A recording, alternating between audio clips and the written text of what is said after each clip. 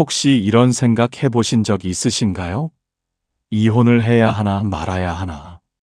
내가 참으면 되는 건가? 내 나이에 이혼이라니 주변 사람들이 뭐라고 할까? 특히 중년, 노년의 나이에 이혼을 고민하신다면 그 마음의 무게가 얼마나 무거운지 저는 잘 압니다. 20년, 30년, 어쩌면 40년을 함께 살아온 배우자와의 관계, 그 긴 세월 동안 쌓여온 상처와 고통들이 있으실 겁니다. 말 한마디 한마디가 가시처럼 박히고 얼굴만 봐도 숨이 막히고 같은 공간에 있는 것조차 고통스러운 그런 관계 말입니다. 그런데 여러분, 이런 생각도 드시죠? 내가 뭔가 잘못한 걸까? 내가 좀 더 참았어야 했나? 내가 더 잘해줬어야 했나? 이렇게 스스로를 자책하고 계시진 않으신가요? 오늘 제가 여러분께 부처님의 말씀을 빌려 꼭 전해드리고 싶은 것이 있습니다. 여러분의 고통은 당연한 것입니다. 여러분이 느끼는 그 괴로움, 그 답답함, 그 막막함은 모두 정당한 감정입니다. 그리고 무엇보다 중요한 것은 그것이 결코 여러분 혼자만의 잘못이 아니라는 사실입니다. 부처님께서는 이미 2500년 전에 인간관계의 본질에 대해 깊은 가르침을 주셨습니다. 모든 만남에는 이유가 있고 모든 관계에는 업보가 작용한다고 하셨습니다. 그 중에서도 부부의 인연은 가장 깊고 복잡한 업의 얽힘이라고 말씀하셨죠. 여러분이 지금 겪고 계신 고통스러운 부부관계, 그것은 단순히 성격 차이나 소통 부족만의 문제가 아닙니다. 그 안에는 훨씬 더 깊은 인연의 법칙이 작용하고 있습니다. 그리고 그 법칙을 이해할 때 비로소 여러분은 진정한 해답을 찾으실 수 있습니다. 오늘 이 시간 부처님의 지혜로운 가르침을 통해 여러분의 고통을 함께 들여다보고 진정한 해방과 자유로 나아가는 길을 찾아보시기 바랍니다. 이혼이 끝이 아니라 새로운 시작이 될 수 있다는 것, 그리고 여러분도 충분히 행복할 자격이 있다는 것을 깨닫게 되실 것입니다. 그렇다면 악연이란 무엇일까요? 부처님께서 말씀하신 인연과 악연의 차이를 먼저 이해해야 합니다. 부처님께서는 이 세상 모든 만남은 우연이 아니라고 하셨습니다. 길을 가다 스쳐 지나가는 사람도, 잠깐 인사를 나누는 사람도, 그리고 평생을 함께하는 배우자도 모두 전생부터 이어진 업보의 연결고리라고 말씀하셨습니다. 무연불성 부부라는 말이 있습니다. 인연이 없으면 부부가 될 수 없다는 뜻이죠. 그런데 여기서 중요한 것이 있습니다. 인연에는 두 가지가 있습니다. 좋은 인연과 악한 인연입니다. 좋은 인연은 서로를 성장시키고 함께 있을 때 평안하며 서로에게 기쁨을 주는 관계입니다. 반면 악연은 함께 있을수록 고통스럽고 서로에게 상처를 주며 끝없는 갈등과 괴로움을 만들어내는 관계입니다. 그렇다면 왜 악연이 생기는 걸까요? 부처님께서는 업보의 법칙으로 이를 설명하셨습니다. 과거 생에서 서로에게 빚을 지었거나 원한을 맺었거나 해결하지 못한 감정의 응어리가 있을 때 현생에서 다시 만나게 된다는 것입니다. 그것이 부부의 인연으로 맺어질 수도 있습니다. 문제는 이 악연의 고리가 끊어지지 않고 계속 반복된다는 것입니다. 같은 패턴의 다툼, 같은 방식의 상처, 같은 종류의 고통이 몇 년, 몇십 년 동안 되풀이됩니다. 이것이 바로 업보의 굴레입니다. 많은 분들이 이렇게 말씀하십니다. 처음엔 좋았는데 언제부턴가 이상해졌어요. 사실 그것은 처음부터 악연이었을 가능성이 높습니다. 처음에 좋은 감정은 업보가 풀리기 전에 일시적인 끌림이었던 것이죠. 시간이 지나면서 본래의 업보가 드러나기 시작하고 그때부터 진짜 고통이 시작되는 겁니다. 여기서 가장 무서운 것은 집착과 미련입니다. 그래도 한때는 좋았는데 예전처럼만 돌아간다면, 이런 생각들이 여러분을 악연의 굴레에서 벗어나지 못하게 만듭니다. 부처님께서는 집착이야말로 모든 고통의 근원이라고 하셨습니다. 이미 끝난 관계, 회복될 수 없는 관계에 대한 집착이 여러분을 더 깊은 수렁으로 빠뜨리는 것입니다. 많은 분들이 이렇게 말씀하십니다. 부부는 백년해로 해야 하는 거 아닌가요? 끝까지 함께하는 게 도리 아닌가요? 이혼하면 업보를 더 받는 거 아닌가요? 이것은 전통적 가치관과 영적 진실을 혼동하신 겁니다. 물론 우리 사회는 오랫동안 부부는 어떤 상황에서도 함께 있어야 한다고 가르쳐 왔습니다. 그것이 미덕이고 그것이 올바른 길이라고 말이죠. 하지만 부처님의 가르침은 다릅니다.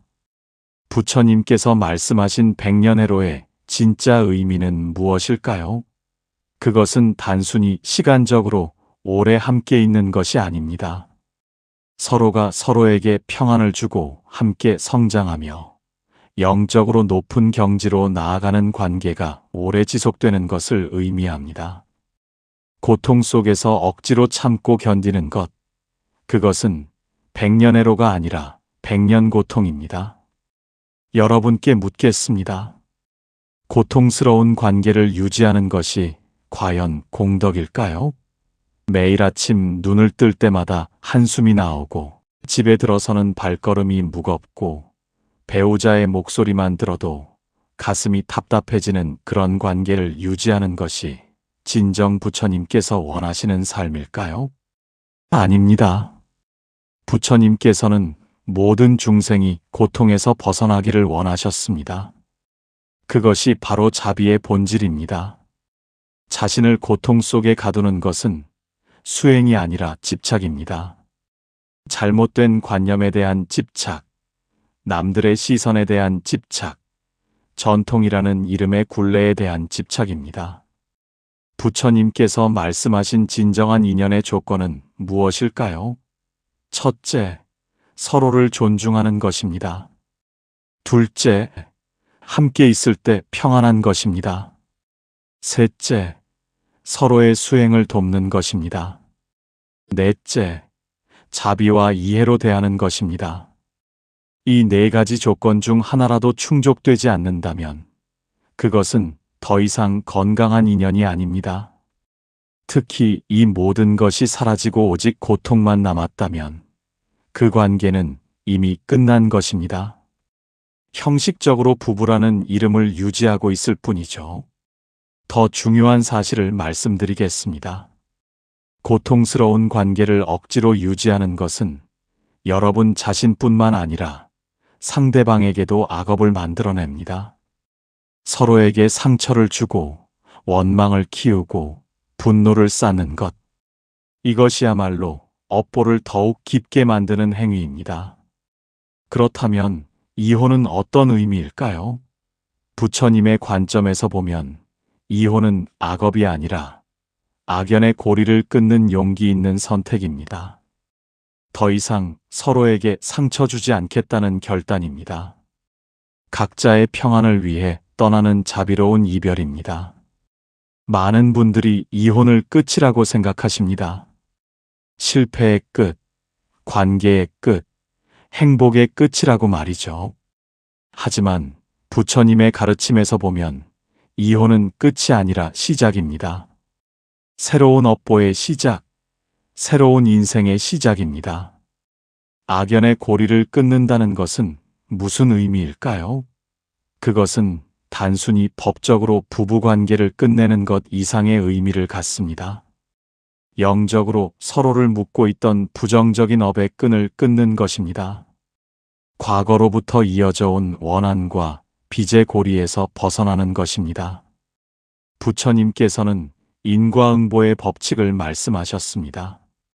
모든 행위에는 결과가 따른다고 하셨죠.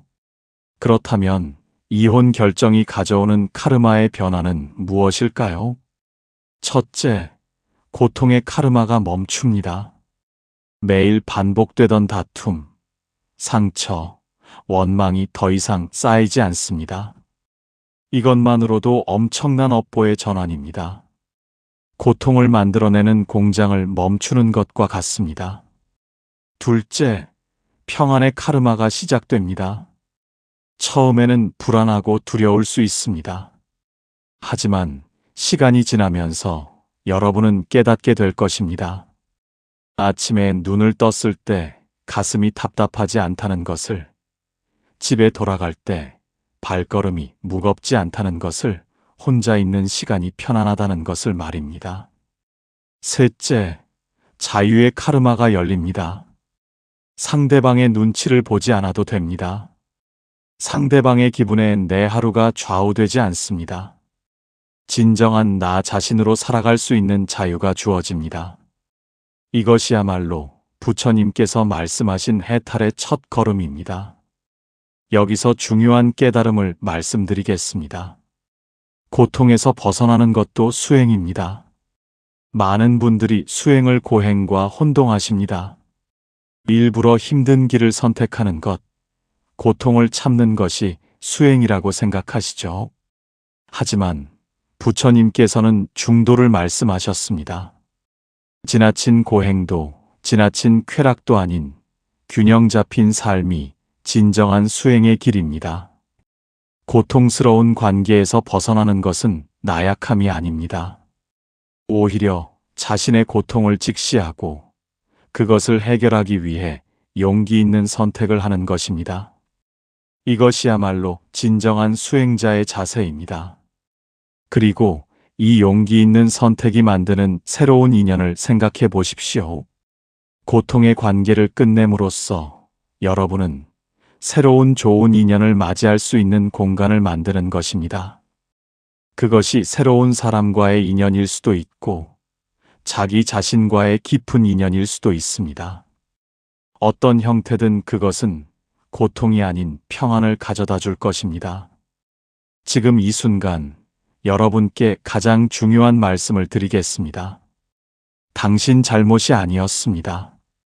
이 말을 꼭 기억하시기 바랍니다.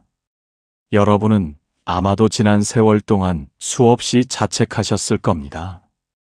내가 더 잘했어야 했는데, 내가 참을성이 부족했나, 내가 더 이해하려고 노력했어야 했는데, 이런 생각들이 여러분을 얼마나 힘들게 했을까요?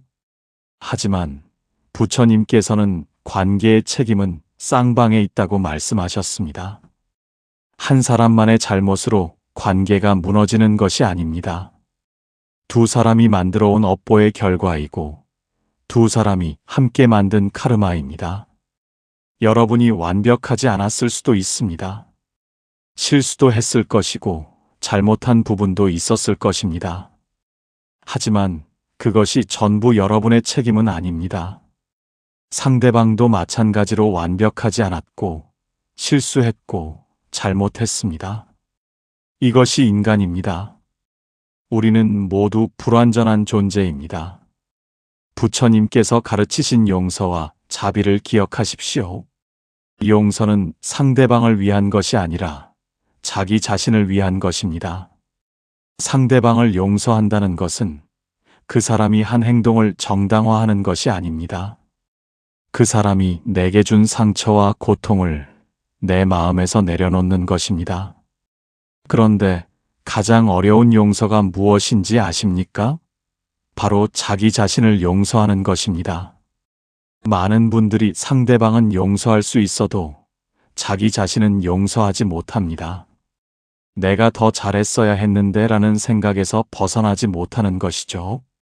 스스로를 용서하는 것이 첫 번째 치유입니다. 여러분은 그 상황에서 최선을 다했습니다. 그 당시 알고 있던 것, 할 수 있었던 것으로 최선을 다한 겁니다.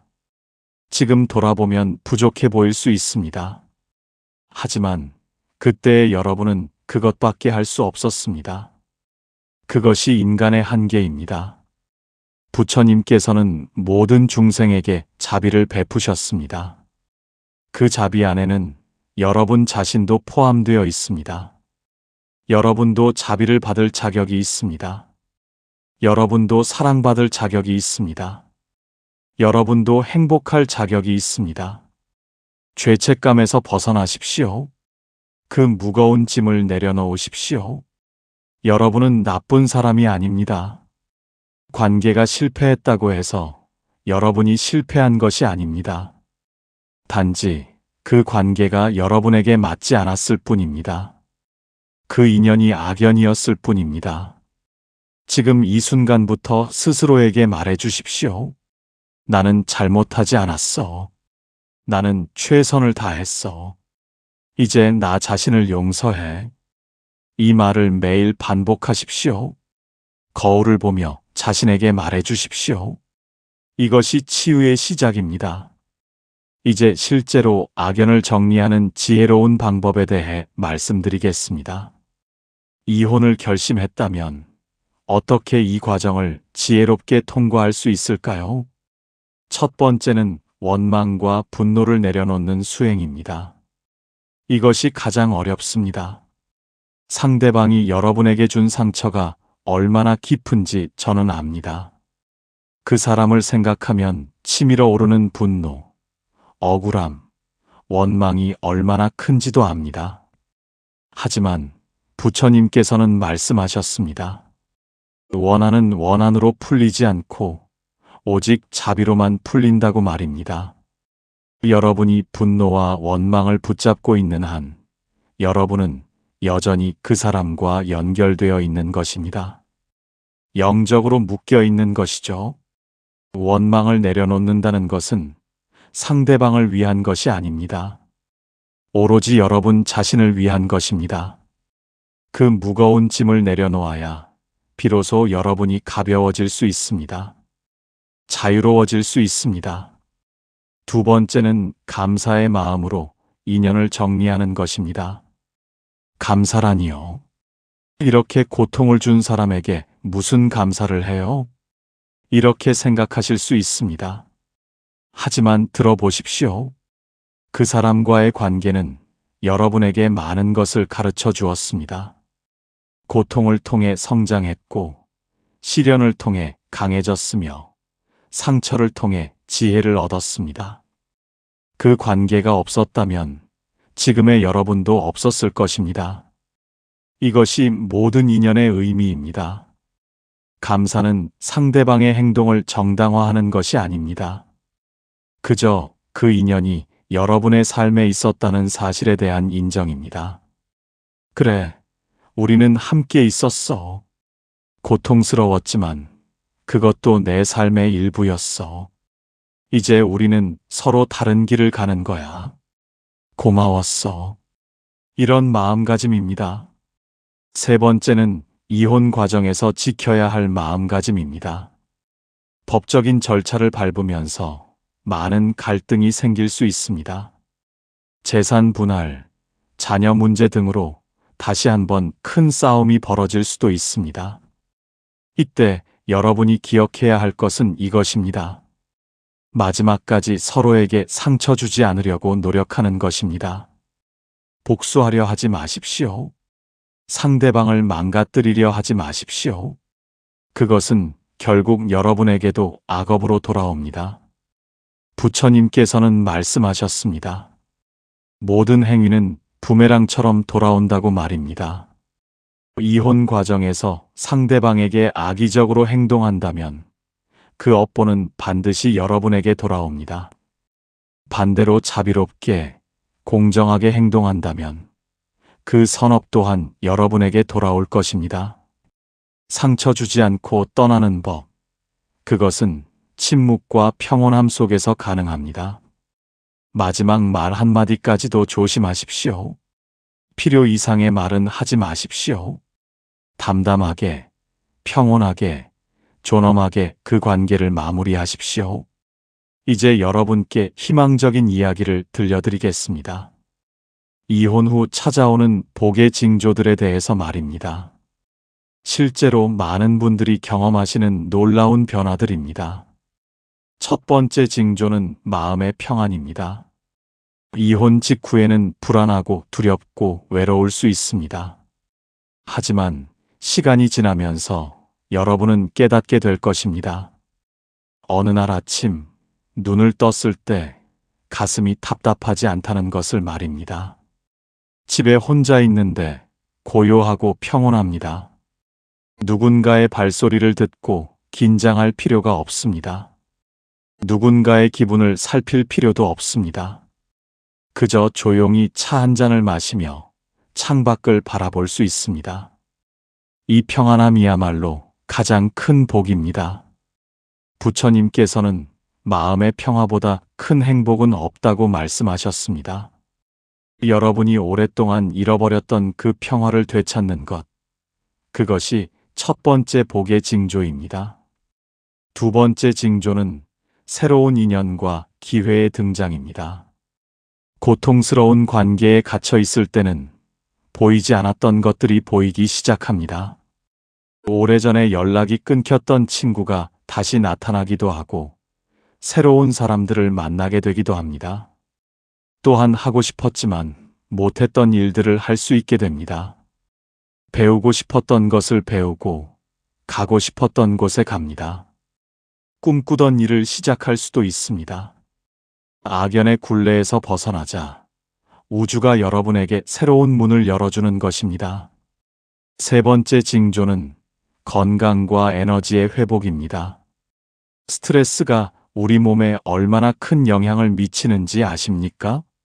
고통스러운 관계는 여러분의 몸과 마음을 병들게 했습니다. 두통, 소화불량, 불면증, 만성 피로, 이런 증상들이 있지 않으셨나요? 놀랍게도 이혼 후 이런 증상들이 사라지는 경우가 많습니다. 몸이 가벼워지고 잠을 잘 자게 되고 식욕도 돌아옵니다. 거울을 보면 얼굴에 생기가 돌아온 것을 발견하게 됩니다. 이것은 단순한 우연이 아닙니다. 여러분의 몸이 치유되고 있다는 증거입니다. 네 번째이자 가장 중요한 징조는 진정한 나를 찾는 여정의 시작입니다. 오랫동안 여러분은 누군가의 배우자로만 살아왔습니다. 그 역할에 갇혀서 진짜 자신이 누구인지 잊고 살았습니다. 이제 여러분은 자신에게 물어볼 수 있습니다. 나는 누구인가? 나는 무엇을 좋아하는가? 나는 어떻게 살고 싶은가? 이 질문들에 답하면서 여러분은 진정한 자기 자신을 발견하게 됩니다. 이것이야말로 부처님께서 말씀하신 깨달음의 시작입니다. 이 모든 징조들은 저절로 오지 않습니다. 여러분이 용기 있게 악연을 끊었기 때문에, 스스로를 선택했기 때문에 찾아오는 복입니다. 많은 분들이 이혼 후 홀로 사는 것을 두려워하십니다. 나이 들어 혼자 살면 어떡하지? 외롭지 않을까? 쓸쓸하게 늙는 건 아닐까? 이런 걱정들이 이혼을 망설이게 만듭니다. 하지만 부처님의 가르침에서 홀로서기는 전혀 다른 의미를 갖습니다. 그것은 고독이 아니라 자유입니다. 외로움이 아니라 온전함입니다. 버림받음이 아니라 스스로를 선택함입니다. 혼자만의 시간이 주는 깨달음에 대해 말씀드리겠습니다. 부처님께서도 깨달음을 얻으신 것은 홀로 보리수나무 아래 앉아 계실 때였습니다. 혼자 있는 시간은 내면을 들여다볼 수 있는 가장 소중한 시간입니다. 고요한 아침, 혼자 명상하는 시간, 아무도 방해하지 않는 고요 속에서 여러분은 자신의 내면 깊은 곳을 만날 수 있습니다.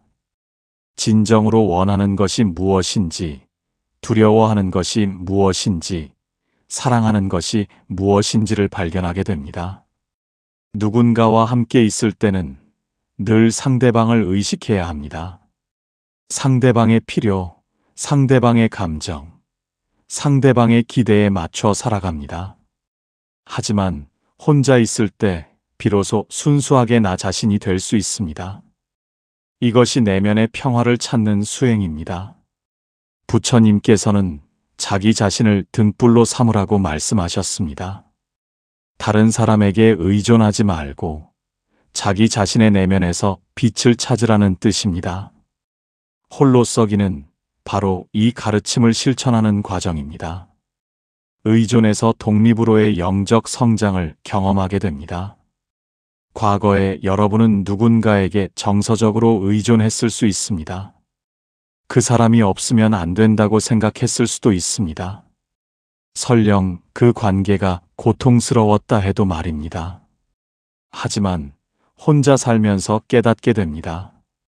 나는 혼자서도 충분히 잘 살 수 있다는 것을, 나 스스로 나를 돌볼 수 있다는 것을, 나 자신이 내게 가장 든든한 동반자가 될 수 있다는 것을 말입니다. 이것이 진정한 독립이고 영적 성장입니다. 부처님께서 말씀하신 진정한 자유란 무엇일까요? 그것은 외부 조건으로부터 자유로워지는 것입니다. 누군가가 있어야만 행복한 것이 아니라 혼자여도 행복할 수 있는 것입니다. 누군가의 사랑을 받아야만 가치 있는 것이 아니라 스스로 자신을 사랑할 수 있는 것입니다.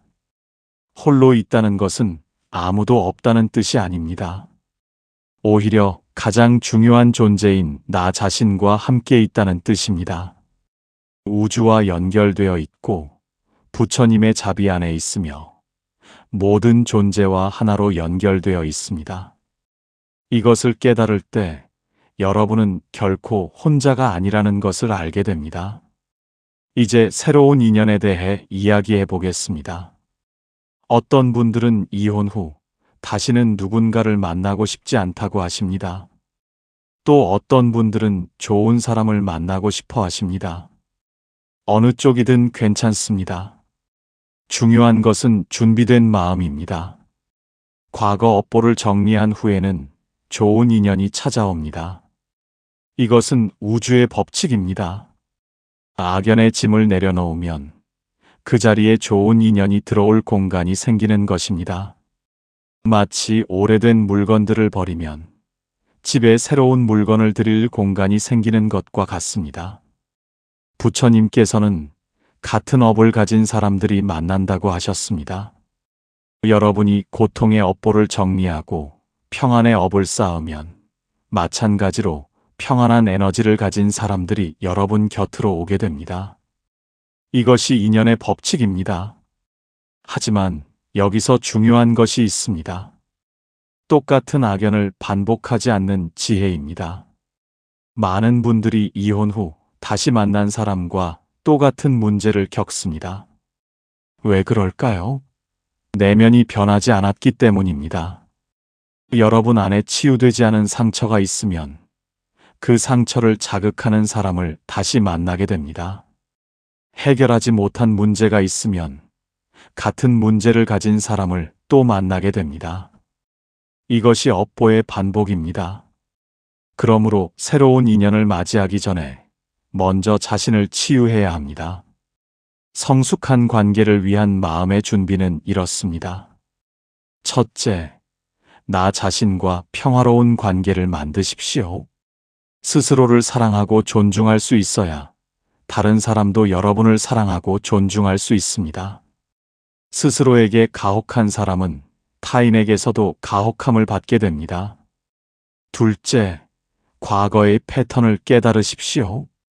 과거 관계에서 반복되던 문제가 무엇이었는지 돌아보십시오. 내가 선택하는 사람들의 공통점은 무엇이었나요? 내가 관계에서 반복하던 행동은 무엇이었나요? 이것을 깨달아야 같은 실수를 반복하지 않습니다. 셋째, 조급하지 마십시오. 외로움 때문에, 두려움 때문에 서둘러 누군가를 만나면 또다시 잘못된 인연을 맺게 됩니다. 혼자 있는 시간을 충분히 가지십시오. 내면이 충분히 치유되고 성숙해질 때까지 기다리십시오. 넷째, 완벽한 사람을 찾지 마십시오. 완벽한 사람은 없습니다. 다만 서로의 불완전함을 이해하고 존중할 수 있는 사람, 함께 성장하려는 의지가 있는 사람을 찾으십시오. 또는 홀로서도 행복한 삶을 선택할 수 있습니다. 이건 역시 훌륭한 선택입니다. 누군가와 함께 해야만 완전해지는 것이 아닙니다. 여러분은 이미 완전합니다. 혼자서도 충만하고 행복한 삶을 사는 것, 그것도 깨달음에 이르는 길입니다. 부처님께서도 홀로 수행하셨고, 많은 깨달은 이들이 홀로 사는 삶을 선택했습니다. 이제 마지막으로 실제 이야기들을 들려드리겠습니다. 이혼 후 새로운 삶을 시작한 분들의 이야기입니다. 60대 중반의 한 여성분이 계셨습니다. 40년을 함께 산 남편과 이혼하셨죠.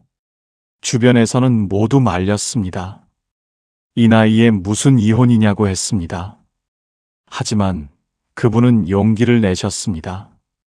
더 이상 고통 속에서 살 수 없다고 결단하신 겁니다.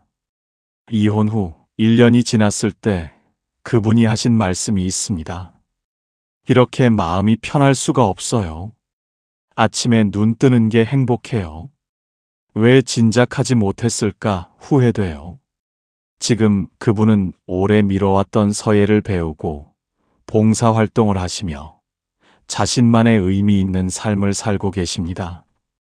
또 다른 분은 70대 초반의 남성분이셨습니다. 평생 아내의 폭언과 무시 속에서 살아오셨습니다.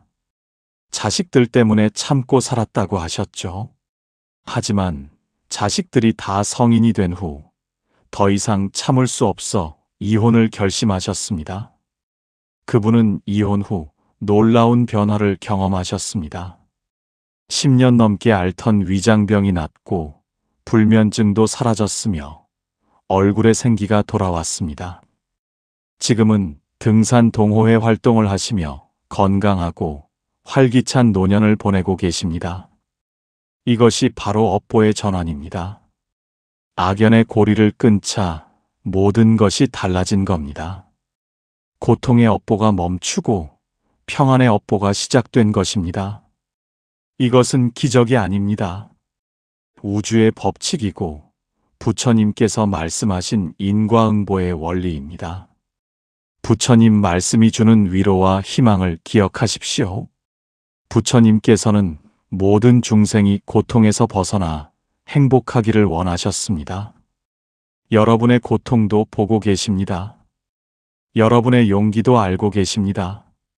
그리고 여러분이 내린 결단을 축복하고 계십니다. 당신도 복받을 자격이 충분합니다. 지난 세월 충분히 고통받았습니다. 충분히 참았습니다. 충분히 노력했습니다. 이제는 행복할 차례입니다. 이제는 평안할 차례입니다. 이제는 자유로울 차례입니다. 여러분이 두려워하시는 것을 압니다. 나이, 경제적 문제, 주변 시선, 외로움. 이 모든 것들이 걱정되시죠? 하지만 이것들은 모두 고통스러운 관계를 유지하는 것보다 작은 문제입니다. 그리고 시간이 지나면 이 모든 문제들이 해결될 것입니다. 지금 이 순간이 새로운 시작입니다. 오늘이 여러분 인생의 첫날입니다. 과거는 지나갔고 미래는 여러분 앞에 펼쳐져 있습니다. 두려워하지 마십시오. 부처님께서 함께 하십니다. 우주가 여러분을 응원하고 있습니다. 용기를 내십시오. 여러분은 할 수 있습니다. 행복할 자격이 있습니다. 더 이상 불행은 없습니다. 이제 복이 시작됩니다. 나무아미타불 관세음보살